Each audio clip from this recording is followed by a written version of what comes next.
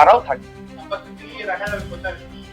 দেখুন না প্রাণ পুরুষ দলের আমি পিডিএফ পাঠিয়ে দিচ্ছি।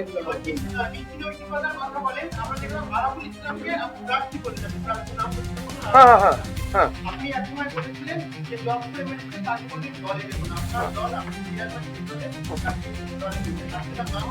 অবশ্যই। আপনার কোশ্চেনটা কি? আমার কথা আপনি আমাকে শুনিয়েছেন, কোশ্চেনটা কি আপনি বলেন।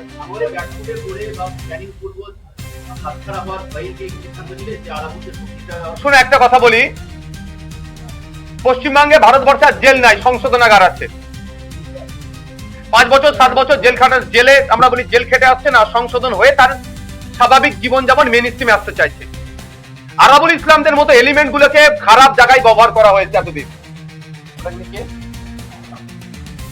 ওনাকে খারাপ জায়গায় ব্যবহার করা হয়েছে এতদিন, ওকে ব্যাড এলিমেন্ট করে তোলা হয়েছে। সে যদি তার কৃতকর্মকে ভুল বুঝে সঠিকভাবে চলতে চায়, ধর্মীয় ভাবেও বলা হচ্ছে তাকে সৃষ্টিকর্তা তাকে ক্ষমার নজরে দেখবেন। আর আমাদের সংসদীয় ভাষা যদি বলি তাকে সংশোধন হওয়ার জায়গা। তো এইগুলোকে যদি আমি আপনি ছেড়ে দিই, ক্ষতি ছাড়া সমাজের ভালো হবে না। আর আপনি আমি যদি টেক আপ করে সঠিক বার্তা দিই, সমাজে আরো যেগুলোকে তৃণমূল কংগ্রেস আর বিজেপি খারাপ কাজে ব্যবহার করছে, মারামারি খুনোখুনি হনাহনি যে ব্যবহার করছে, আরো বাড়তে থাকবে। বরঞ্চ আমরা একে টেক আপ করেছি, দেখবেন আগামী দিনে এই তৃণমূল কংগ্রেস শুধু ভোটের স্বার্থে যাদেরকে কোন খারাপিতে ব্যবহার করে আইএসএফ এর ছায়াতলে আসবে, যে আইএসএফ হচ্ছে একটা প্ল্যাটফর্ম যেখানে নিজেকে শুধরানো যায়। এবার এটাকে আপনি আপনার মতো করে ক্রিটিসাইজ করতে পারেন, you have to right, you can criticise.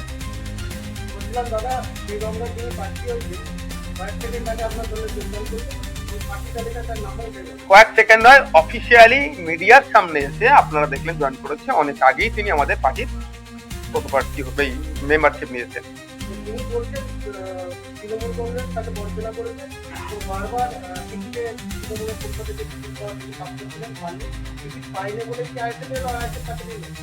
আমরা আমাদের যতটুকু সমীক্ষা চালিয়েছিলাম, আমাদের একটা ছোট্ট টিম আছে, যে আমরাও এইটাও আমরা অনেক আগে থেকেই দেখছিলাম। ভাববেন না যে এটা এসছে বলে, যে বিভিন্ন রাজনৈতিক দলের স্বচ্ছ ভাবমূর্তি কারা কারা আছে, বা যারা খুব ব্যাড এলিমেন্ট তাদেরকে মেন্টালি কাউন্সিলিং করে আমাদের দিকে আনা যায় নাকি। আমরা দেখছিলাম যারা স্বচ্ছ ভাবমূর্তির আছে আর খুব খারাপ এলিমেন্ট যারা, দুটোকেই আমরা মেন্টালি কাউন্সিলিং করে আমাদের দিকে আনা যায় নাকি। তো মফিদুল ইসলাম সাহেব যিনি সাহায্যে আছেন, তার সাথে আমাদের এই আলোচনা হয়েছে। ইভেন আপনাদের বলি, আগামী দিনে দেখবেন যাদেরকে মিডিয়ার সামনে মুসলমানদের পুরো সমাজকে যাদেরকে দিয়ে দেখে দেওয়া চাই, সেইগুলোকে আমরা তুলে নিয়ে আসবো। কারণ ওইগুলো 2-10টার জন্য পুরো মুসলমান 3.5 কোটি বদনাম হয়। ওইগুলোকেও আমরা মেইন স্ট্রিমে নিয়ে আসবো, দায়িত্বশীল নাগরিক করে তুলবো। দেখতে থাকুন আপনারা, আমরা অল্টারনেটিভ পলিটিক্স কিভাবে প্রোভাইড করবো আগামী দিনে বলবো আপনাদের। টাইম দিতে হবে তো আপনাকে, এটা টাইম দিতে হবে তো, তার কার্যক্রম চলাফেরা দেখুন, সমাজ টাইম দিচ্ছি। ভারতবর্ষের সংবিধানের উপরে তো আমি আপনি নয়, আপনি সাংবাদিক, গণতন্ত্রের গুরুত্বপূর্ণ স্তম্ভ। আপনাকে মনে রাখতে হবে, সংবিধান বিরোধী কোনো কথা বলতে পারেন না। সংবিধান তাকে সুযোগ দিয়েছে সংশোধনে, আমি আপনি কোশ্চেন করে তাকে প্রাপ্ত করতে পারি না।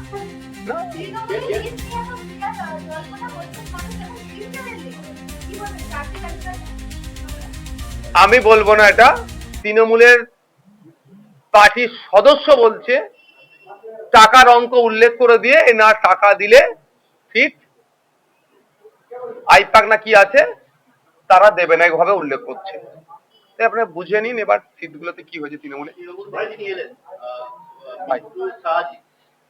তিনি হচ্ছেন তৃণমূলের প্রতীকে যেটা একজন জনপ্রতিনিধি, একজন রানিং কর্মাধ্যক্ষ রয়েছে জেলা পরিষদে, তাকে দলে নিয়ে নেওয়া প্রথম একটা জায়গায় যারা তৃণমূলের হয়ে লড়েছে, নীতিগতভাবে এটা একটা বাধা ছিল না? তিনি রিজাইন দিয়েছেন, তিনি কর্মদক্ষ পদ থেকে অব্যাহতি নিয়েছেন, তারপরেই তাকে আমরা পার্টিতে জয়েন করিয়েছি। পার্টির প্রাথমিক মেম্বারশিপ নিয়েছেন, তারপরেই তাকে আমরা দিয়েছি। মানে এখন ভাববেন না যে তিনি এখনো তৃণমূলে আছেন বা ওই তিনি কর্মদক্ষতা আছে, তিনি অলরেডি রিজাইন দিয়েছেন। মানে খারাপদের ভালো করার জন্য কাউন্সিলর রেখেছেন নাকি? মেন্টালি কাউন্সিলিং করছি তো আমরা, আনতে হবে। সবাই যদি ওদেরকে ছেড়ে দিই, তো আরো খারাপ হয়ে যাবে। এখনো অনেকে লাইনে আছে। দেখতে পাবেন। Thank you. আমি বেরিয়ে